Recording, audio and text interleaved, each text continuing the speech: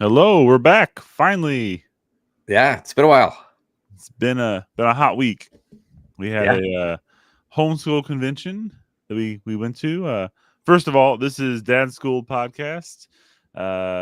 Talking with you about real dad stuff. Where our intro title is And never the same. that's right. We don't want to be anywhere else. Yep, nowhere else. But we just got back, both Jimmy and I, from Teach Them Diligently in Branton. That was a fun trip. And it was a Week great time. Yeah. week long adventure. Seeing a lot of the normal people at these conventions. All the speakers and the peoples.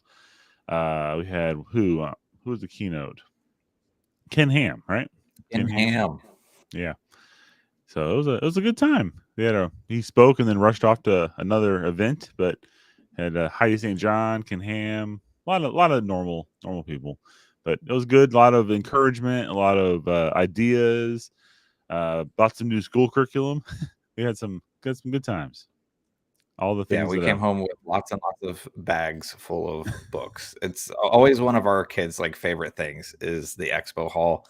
They just want to go to the expo hall and look at every single stand of books and look for ones that they haven't read yet. And then we end up coming back with more and more, which is a great problem to have, is kids that's just what they long for, is more new books. But more books. Yeah. but my one thing, I loved the conference. I love going to these, but if I heard one more male speaker get up to the microphone, say, "Hey, dads," just pat your wife on the back and say, "You did a good job picking out the curriculum, and then you've done a great job," and letting them all off the hook and saying, "That's all you have to do is just tell your wife she's doing great." I was about to lose my mind. That's just my personal take. I think dads should be a little bit more involved than just patting their wife on the back only and then saying I did my job. So there were a Yeah. few that said that, and Yeah. We it had got to men's me. breakfast. Basically, that was the whole spiel, wasn't it? Just about. Yeah.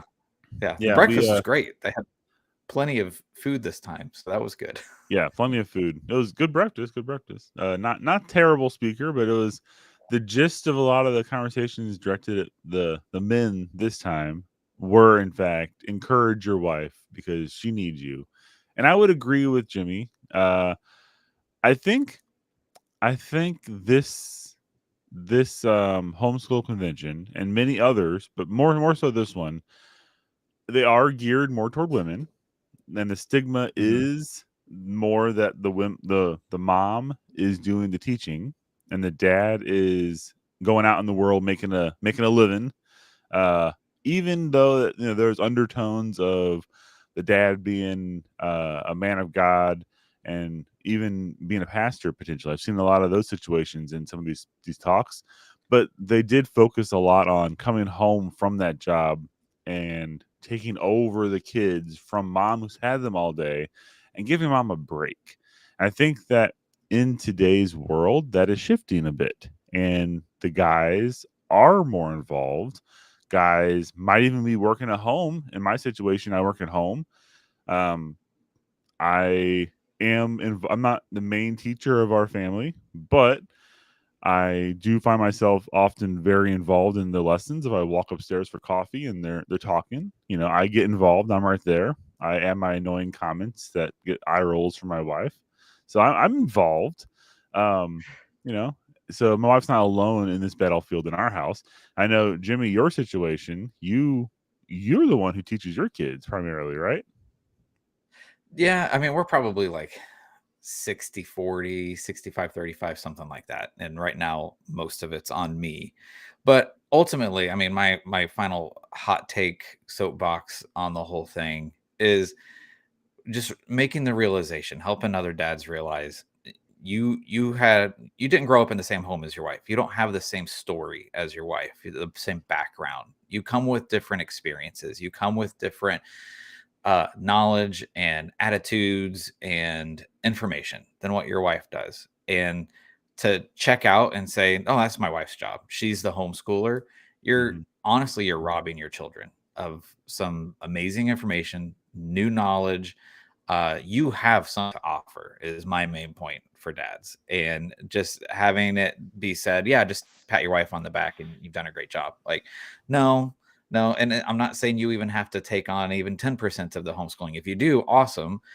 But my main contention is you do have something to share. You do have something of value and your kids need to hear it. So that's what I long to hear from a speaker. And I haven't heard that quite yet. Well, I'll add to that one more second. But maybe this means you should become a speaker, Jimmy. Maybe you need to take Yeah, that bull by the horns next year. I noticed they haven't announced the keynote yet for next year, so fingers crossed. All right. They're like, Jimmy, who's this Jimmy guy? Who's this Jimmy guy? No, I'll actually expand what you said, and I'll say not just homeschool dads, but dads in general. Yep. Need to check out less with the family in general. And I would say it's not on the mom to educate your kids at home or when they come home from school.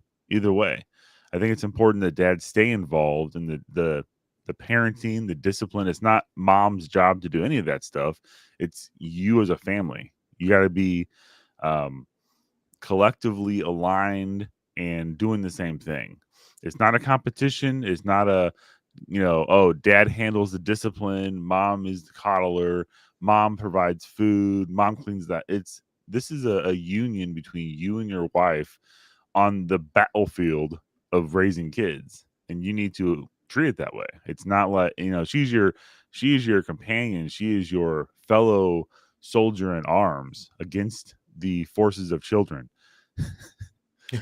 I like the way you put that. That's good. Yeah, it got deep real fast there, didn't it? So yeah, I think it's important to stay engaged. Is all I'm saying. And no matter what if you're the breadwinner or if you're the bread stealer for the house, you need to help and be alongside your significant other. That's the takeaway, I think, for me. I know Jimmy has his own point of view, but yeah, I get on my soapbox. It happens. I carry it around with me everywhere I go. So speaking of soapboxes, why are we here today? Let's see. Oh, yeah. So the topic of today is talking with your kids when all they want to do is talk back. That kind of fits in with this, doesn't it? Yeah. So there's a couple phrases, the less commonly heard one, before correcting their tone, maybe we need to check our own tone. Another way to put that is check yourself before you wreck yourself. And what was it that your wife said to me over the weekend that it fits right in with this? It's not, something about, hey, Josh, shut up. No, not that one. No, the other one. The other one. No, not that one. No. I don't know. I didn't catch it. It was something around the lines of like, it's not what you said, it's how you say it. Yeah. Remember that one? Maybe. And I've heard that one Maybe before. She said that. It's not what you said, Josh. It's how you said it. So how you say it. Yeah. I personally, I think the other dads share this same problem, that we might be a direct species, a direct individual. We see something and we're going to call it out. This duck walks like a duck. It talks like a duck. It quacks like a duck. We're going to call it a duck. This problem we see is in front of us, and we're going to say, hey, this is the problem, But that might not be always the best way to go about things, right? Maybe you need to be like, I don't know how you'd say a duck is different than a duck, but you need to approach things differently sometimes. And sometimes understanding the way that we talk and the way that we communicate with others, especially our kids, is very important, because you might think you're right. You might think what you're saying is spot on and needs to be said right now. Does it? I think and I think what she said was something along the lines of it's the delivery. I think was the thing. And it's like I don't remember what the stats are, but you probably heard it somewhere before, but so much of communication isn't just the words spoken, but it's the body language, it's the tone of voice, and there's so much of the what is communicated that is through all of the other factors that's going on in the room and around you, and your the face you're making and all that sort of stuff, that so much of communication is also all this underlying stuff. And for me, I feel like that's the part that I lose control of the quickest. Like, I might have my words, I can grit my teeth and get the words that I want out, but man, my body and my tone is absolutely saying something else. So does that happen with our kids too? Yeah. And it's actually, it goes into our adult conversations as well. Like, I'm sure you guys have heard not to text certain things to people, or you gotta be careful how you text to people because you can't read the tone. I have, I Yep. mean, I manage a software development team in the real world as my big boy job, and my people who I'm in charge of, we do have some constant battles we have to watch out for, because when you have a software team, you have people who like solving problems, and they like, there's certain ways you can solve problems, and there's a million ways you can solve a coding problem, but there's a million wrong ways to do it too. And everyone has their own opinion, and everyone has their own things they like to push, and you got to be careful because you have egos involved, and it gets messy sometimes. People take things out of context, and people, unless you jump on a phone call with somebody or a video face to face. I work remotely, so we got to be really careful how we talk to each other sometimes, because things can get taken out of context real fast. And then you have somebody who just flies off the handle, and you're like, well, how'd that get so bad? And it's the same thing like with our kids. You gotta be careful that even if you're sitting right next to them, you can say something and it be taken completely wrong. And if you're a body language deaf idiot who can't read somebody or read the emotion, which I feel like I am a lot of the time, um, then you can get yourself in some trouble. Like, I can read my wife's body language really well, more too well sometimes. Like, I'll be like, what I do wrong? Nothing, and I read that as I did something wrong. That's my gift, is to read that from her that fast. But kids are hard sometimes. You get caught up in the emotion of trying to be the parent, and you should be correct, so you should be correcting. You should be, you see them say the wrong thing, so you want to, or do the wrong thing, so you need to correct it right away. That's my mentality. I know it's not the correct mentality, but it's my mentality, and that gets me in trouble a lot of times. So Yeah, I think we get so used to how our spouses communicate, and we can read them well, and we also spend as much time living with our kids, and so we're yeah, like, well, we should be able to read our kids too. Thing is, they're figuring it out. They're trying different things. They're still awkward, and they're just as they're maturing and growing, and it doesn't come out right oftentimes. And so then right. we get all confused, and I don't know what's happening, and we can get flustered, and it just turns into this snowball effect. So yeah, how do we handle all of that as they're learning and growing, and we're just confused? Okay, so what? I have a story. I have a personal story that was Okay. laid on my heart. All right. Literally last night on my drive back from Branson, I was thinking about, hey, we have a show coming up today. This might be a good topic, and I feel really convicted about this. I'm going to say a little story. There's a game that our good friend, my good friend Jimmy and his family introduced my family to by saying, "Hey, you should play this game." So we played it. It's called Skull King. Great game. Highly recommend it. You should look it up. Rules can be a doozy to figure out. We're still learning things that we were doing wrong. Both of And us. both families, Both and we families had bad assumptions. yes, and it's also interpretation, how you look at these rules and how you read it. Yeah. It's really it can be interesting. So, anyways, Yeah. if you don't know what we're talking about, which you probably don't, look up the game. It's I highly recommend it. It's good, fun with the family. Um, Yeah.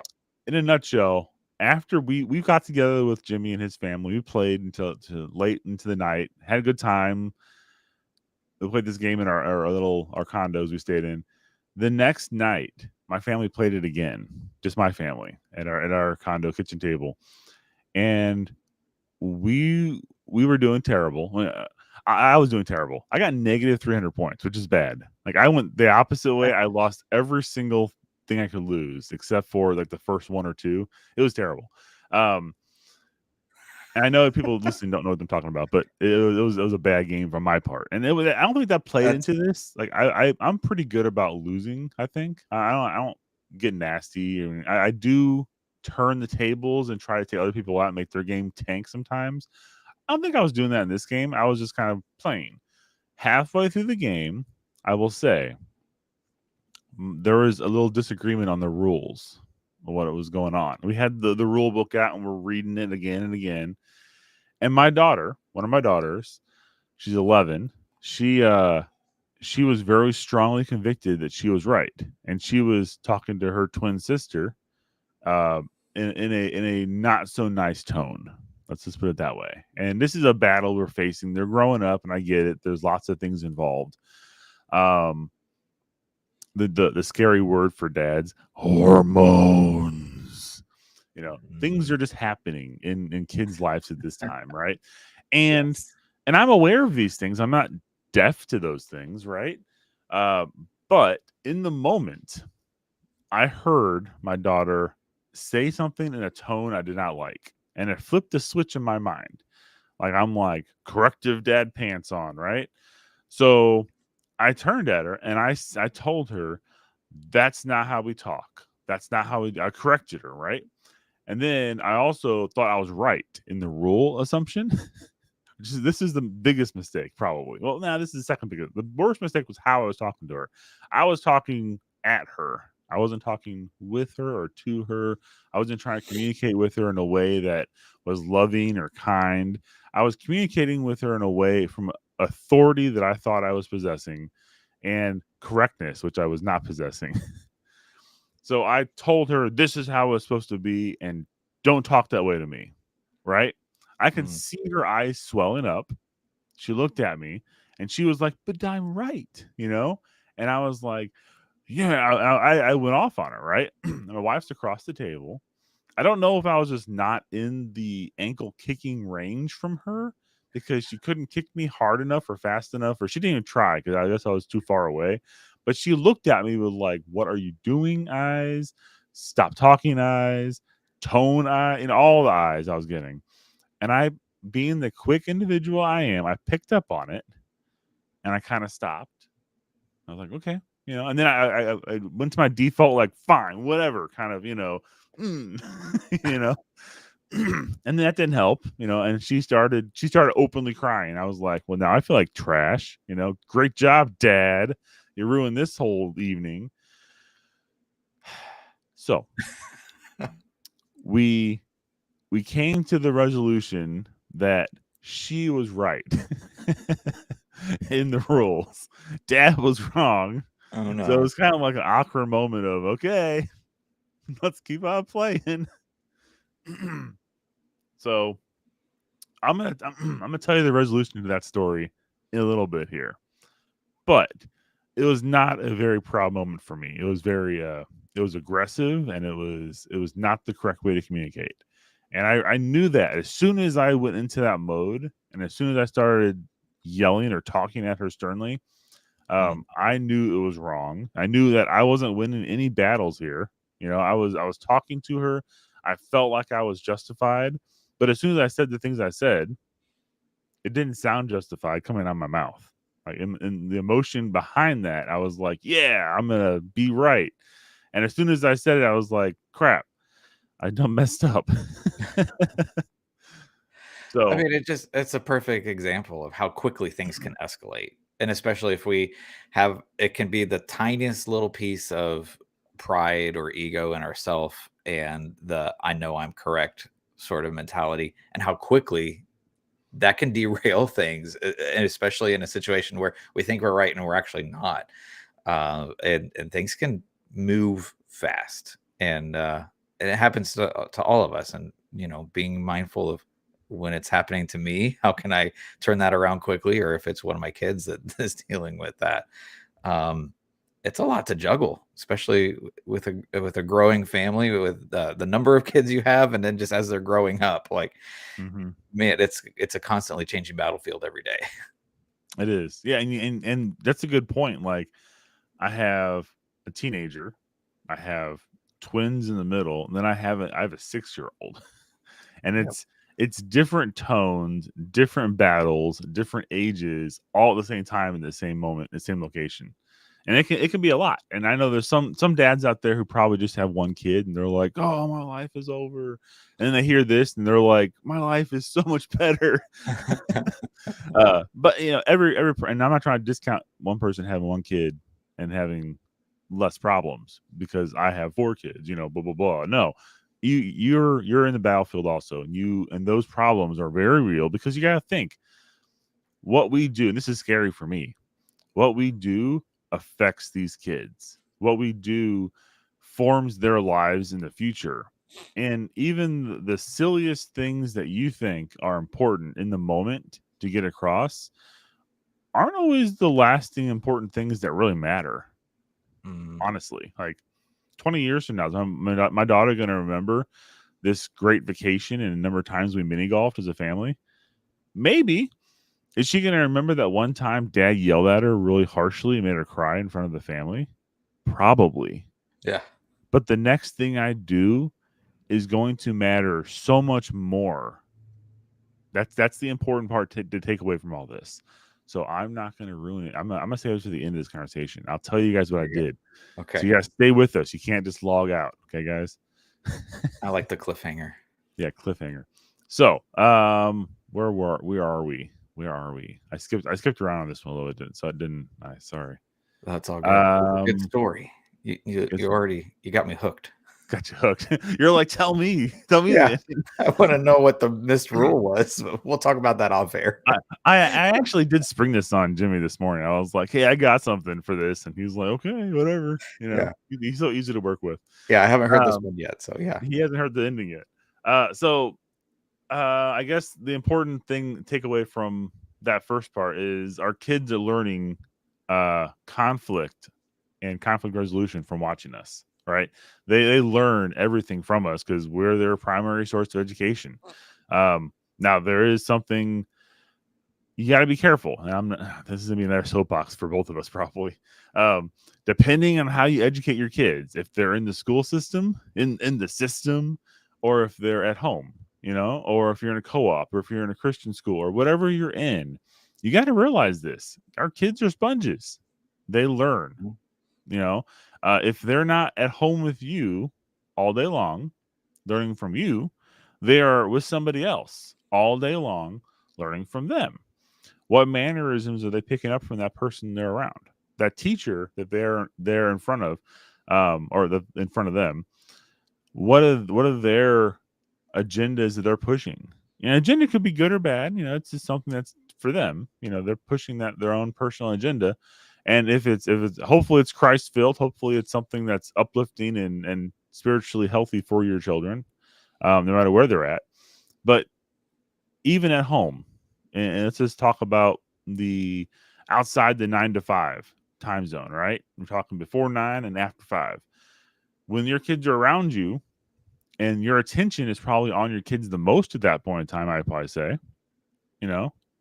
as a family unit, how you interact with your wife, how you interact as a husband to your wife, as a husband to other family members, grandparents, the waitress or waiter at a restaurant, how you respond whenever someone calls and you don't want to talk to somebody on the phone. Are you conveying, oh, this person again? Oh, hey, how you doing? Yeah, I talk to you. Oh, yeah, great. No. Your kids pick up all this, and your kids will see how you act, and they'll see how you respond to an incorrect order at a restaurant. Are you going to fly off the handle and be that big bear of a person who you think is an ideal dude or guy? Are you going to have a loving, healthy heart and talk to them kindly like a human being? Mistakes happen. Oh no. Another story time. Went to Dairy Queen on the way home, of course, yesterday on a long trip back. We had 4.5, 5 hour drive, I think. Dairy Queen. This place was slower than we wanted it to be. Whatever. We got our food. We ate. We were getting ice cream for the road. and they were slow getting ice cream, right? And they were busy, and whatever the situation, I'm not in behind the counter. I don't know what's going on. But when my wife got her concrete, it was not so concretey. It was more slushy and drippy and not, They didn't do they could not have held they it upside couldn't, down. no. It would have been like, Fail. yeah. So we got out to the car and I was like, no, we got to drive and this isn't right. I'm going to go take care of this. So I took it back inside. And I was like, hey, this is slushy. you probably just made this first in the long line of my kids, and it's my own fault for having so many kids and so much ice cream orders. That's the problem that they But had. this is not correct. And the person was gracious and they were happy. I wasn't mean to them, I don't think. My wife wasn't next to me to tell me how I actually did. So I'm guessing I did okay. But we got a concrete back. I don't think it was spit in, but it wasn't mine to eat anyway. So I wasn't as concerned. But it was more concrete. I got it back. My wife was happy, went on. But how differently could we have handled that? Like if I made a big deal about it, we got back. No, this is improper. See, kids, this is a crap business. Why would you do this to somebody? That wouldn't have helped anybody. I didn't take it aside away from my kids to hide this from them, but it was just like this is how you handle something, no matter where you are. As someone who worked in the food and service industry for a number of years, there's families that's how they choose to parent and teach and direct their children using service workers as some sort of example, and they turn toward their kids and make like a teaching moment, and it's just so awkward and uncomfortable for everybody. But I was going to say, part of my background, I don't know if we've brought it up on the podcast. My degree that I actually hold from college is recreation. I used to do games and all that sort of stuff. I used to do outdoor adventure stuff. It was what I was into. But some of the studies that I did were around like play as a kid, and how important play and all of that sort of stuff is for children as they're growing up. And there's so much of figuring out just interpersonal conflict resolution and communication that they learn on the playground. How do I communicate in a way that works? Like, you try this out, and then my friend Sally doesn't want to play with me anymore. Oh, that didn't work out, so let me try something else. Like those young interactions that they have as they're growing up are really, really important. And then in our case, as homeschooled families, that could mean that, oftentimes they have the same teacher every year. They're around the same kids really, really often. So my encouragement of if you can get into some co-ops, so they have other adult leadership that's not only their parents 24/7, and also having opportunities to be around other kids. Like, this is the time in their life. The point of saying that I studied play, that this is the point in their life where they're figuring these things out, and what they see modeled is what they're going to follow after. They're going to absorb what they are seeing and experiencing.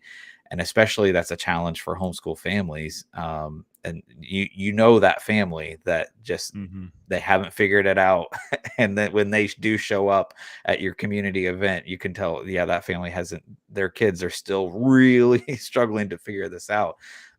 This is that time in their life. Like, these lessons are super important of how they're gonna respond in a conflict, how they're gonna deal with someone that they're having a disagreement with, and especially if we are that primary source of what to do, then we just need to be even more mindful of that.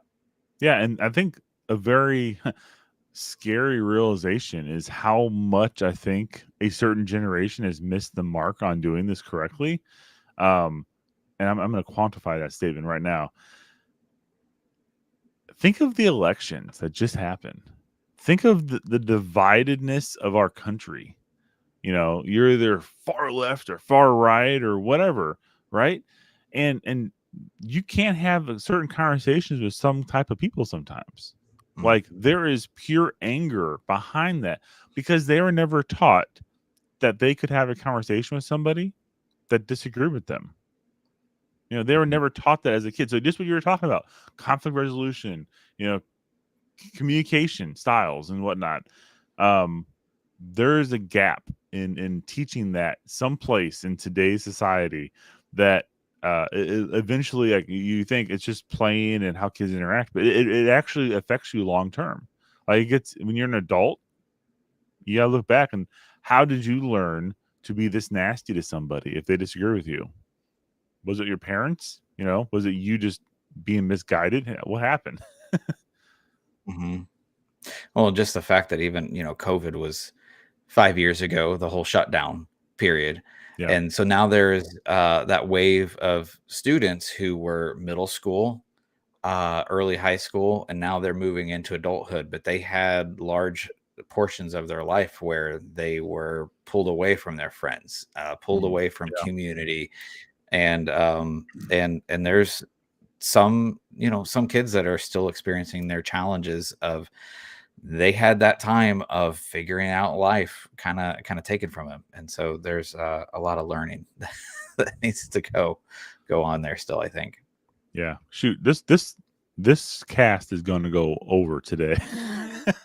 Shoot, we are behind schedule, and it's Let's it's get it's it moving. story time fault. Sorry.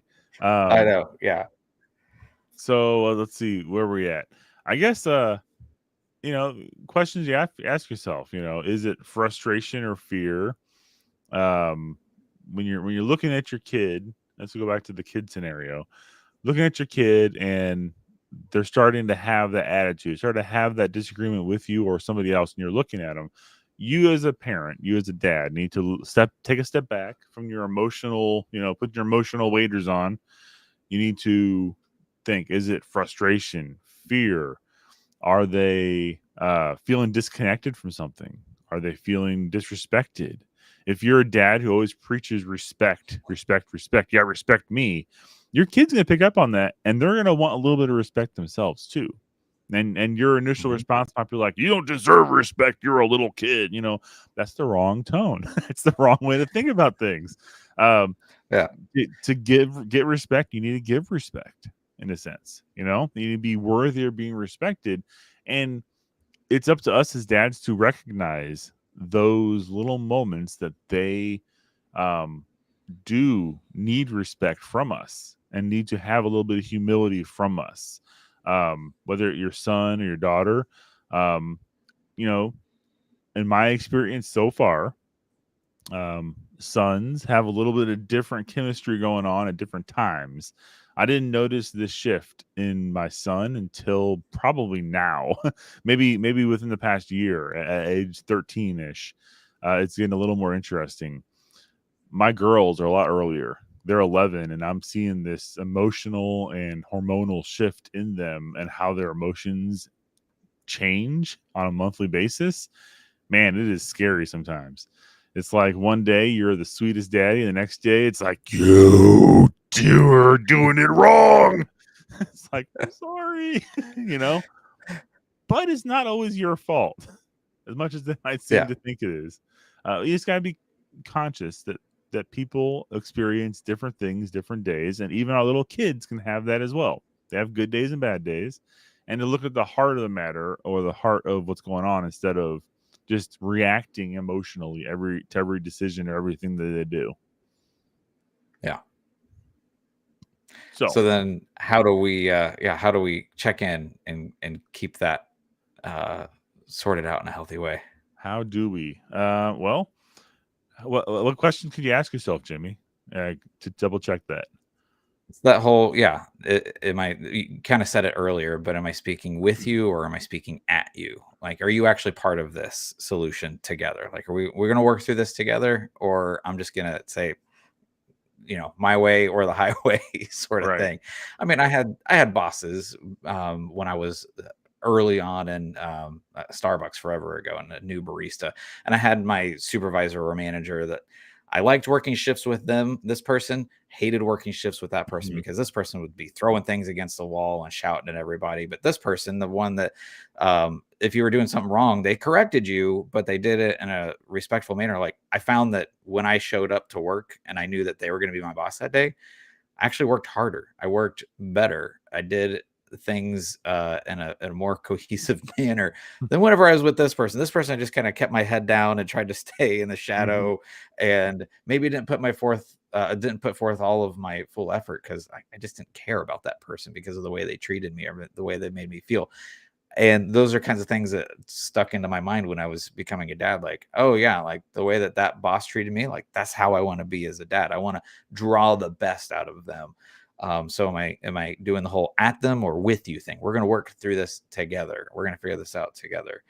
That's an Um, interesting dynamic that you just put out there, and I just thought about that from a dad point of view. That's a good point. Like, do you want your kids to look at you as the dad who stomps around, slams doors, punches holes in the wall, and thinks that they're all big and tough and demanding respect, and they'll operate in their kid life and growing up, they'll operate from a standpoint of fear, not wanting to set dad off, not wanting to set yeah. mom off, and they're going to do Mhm. everything they can to stay out of your way and not set you off versus the other side where you're loving and correcting and you're working alongside them, they'll do everything they can to not going to say idolize you, but not disappoint you. Like they're going to do things to earn that love and respect from you rather than do things not to get yelled at. That's interesting. Yeah. Yeah. Deep, Jamie. And Deep. it was one of the things from the Todd Wilson talk that we heard, where he was talking about like what's that. I'm getting to that point where I'm having the old man sounds. Like whenever I get up, I grunt and Yeah. all that sort of stuff. And especially working at the metal shop that I work at a couple days a week, like I get sore and I'm tired. But when my kids come to me, and all I'm wanting to do, like I just finished a long shift lifting heavy things. I just want to sit on the couch for a few minutes, and they come and ask me a question, and if as I'm sitting up I'm going, oh, like what does that communicate? That communicates something to them, even if I'm just trying to sit up and I don't realize there's these underlying things, like it matters to them. Yeah. And so just trying to be mindful of that sort of stuff too. That Like, no, that you're not a you bother to me. My body is bothering me, not you. Yeah, you brought up the Tom Wilson talk, and I was in the same one that you were in, and that got me Yeah. thinking. I've had this exact scenario. He shared you know, I think every dad in the entire universe experienced this one.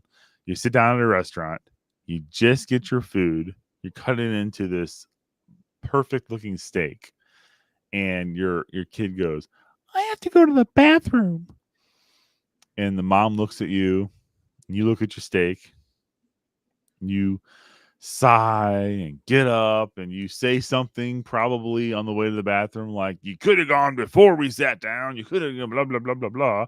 You get into the bathroom, you Yeah. sit your kid on the toilet, and they look up at you, and what he said, and I think it was like, "Dad, do you like me?" Right. And you're like, ah, I mean, I've experienced this exact scenario. You're all upset and it's the end of the world because your food's cold once again. I probably said that too. I can never have a warm meal or something like that. And you get in the bathroom and then your kid's sitting there swinging their little legs in the toilet because they can't touch the ground yet. And they're like, "Do you hate me?" Yeah. Man, no, I don't hate you. But yeah, but you always sigh whenever I have to do something. I'm like, yes, because I'm Whenever annoyed. I Anytime I ever talk, that's the response I get. Like, that's not what Yeah. we want our kids to experience. Yeah. Yeah. That kind of digs you in the heart a little bit. Okay. Speaking of So how do digging we in the shift heart, out of that? let's shift out of Yeah. that. Let me wrap up with the resolution to my Skull King daughter issue that I had. So if you forgot where we're at because it was so long time ago, um, I was a complete jerk and yelled at my daughter mid game because I thought I was right on our rules and I didn't like how she was talking, and I kind of gruffly yelled at her and was talking with her tone I should not have been using. She started crying. We then found out that the rules that I thought were right were not, in fact, right, and my daughter was actually right. Um, my wife was like doing her best to direct me, as she does a great job always with this. Like apologize to her, and I'm like sorry, but I thought I was right, but I added a but in there. I was like sorry, I yelled at you, I shouldn't have done that. And but I was didn't like how you're talking, you know. And I thought I was justified in saying that, and my wife was doing one of those, you know, Nope, you not the didn't time. do Not it the time. right. Yes. So I took a deep breath, I stepped back, you know, I leaned into close to her, and I was like, I'm sorry I yelled at you. I shouldn't have used that tone. I shouldn't have talked to you that way, and I'm really sorry. And that's all I said. And she nodded and she sniffled, and we continued the game. But, you know, I think me taking that step back and me humbling myself, saying I was wrong, I'm sorry, I shouldn't, and then stating what I did wrong. I should not have yelled at you. I should not talk this way to you. That's not how you do it. Okay. That reinforced to her, one, I acknowledged that what I did was wrong. I acknowledged that the feelings I hurt that she's feeling and that she's upset about are valid. Okay. And two, dad's not a selfish jerk that can't say sorry. You know, I think that is the memorable part that she's going to get out of this long term. She'll probably look back at this and say, yeah, dad yelled at me, but he made it okay. He made it better. I personally feel and know that because after the game was over, we all went and it was time for bed, right? And she came around the table and made a point, gave me a little hug and said she loved me. So I was like, okay, I did something right there. I almost seriously messed up, but I fixed it. I think I'm okay. So that was my story. And I think it was very important to share that with all of our 3 members watching right now. Three highly respected community members. We appreciate you. Jimmy's mom. We love you all. But yeah, it's very important to humble yourself to your kids. You know, and that's not being weak. That's not being a terrible dad. It's not making your kids walk all over you by acknowledging that you messed up. It's okay to do that. In fact, it's preferred to teach your kids that. You know what, Josh? I'm proud of you. I know you're still growing and learning, and you're figuring this whole thing out. Growing. But you took a hard situation and you grew and you learned. I'm very proud of you. Very good job, young man. Thank you. Thank you, old man. See what I did there? What's that? Okay. I'm modeling behavior. I try to model when I can. Okay. Let's see. So, actually, I think that wraps us up for today. Unless you had any other great topics you want to dive into. No, I do love how that story wound down. So that was good. Thank you for sharing that today. I tried to wind it down. So sorry, recapping. What you do as a dad matters. How you talk matters. Leading with a tone that's respectful and kind matters. You can say the same thing multiple different ways. You can say, you know, you are wrong. These rules are right. You know, you are wrong. I'm right. Or you can say, hey, let's take a look at these rules and look at it. You know, and you can take a step back. You can have a different tone. You can say, honey, I think you're wrong, but let's take a look at the rules. You know, you don't have to be so forceful. Just how you say the same exact words can make a big difference in a conversation. I learned that this weekend. maybe someday I'll use the right words the first time. Probably not. We'll all get there eventually. But I'm really good at apologizing and meaning it. So I guess that's my spiritual gift. Yeah, it's my spiritual gift. It's apologizing. So this week, I think it's important that this week you as a dad look at your conversations that you're having with people in general. Practice on your coworkers, and the real game is at home. You know, your practices are with adults who can take the problems and take the mistakes, but realize your mistakes. And at home with your kids, that's the real game. That's the real, you know, when it matters. Speak to your kids correctly. And that's your challenge this week, I think, is to speak to your kids correctly. And you know what? Even your wife. Speak to your wife. I know we're 2 steps here. Big thing for you dads out there to do, both your kids and your wife speaking correctly. You guys can do it. I am confident. Yeah. We're proud of all of you. Keep it up. And All right. then go to dadschoolpodcast.com. Let us know how things are going. Definitely. Yeah. We like to hear your feedback and someday hope to share any feedback we get online with people. So please reach out to us and talk to us. Tell us your stories. Tell us how it goes this week. Tell us any stories you have or you knew immediately that you messed up or you knew later on from your wife that you messed up and knowing what you did about it. Just tell us your stories and we'll be glad to share it with the community if it's appropriate for our aging community. Other than that, I think we're good. All right. See you next week. Have a good one. Take care.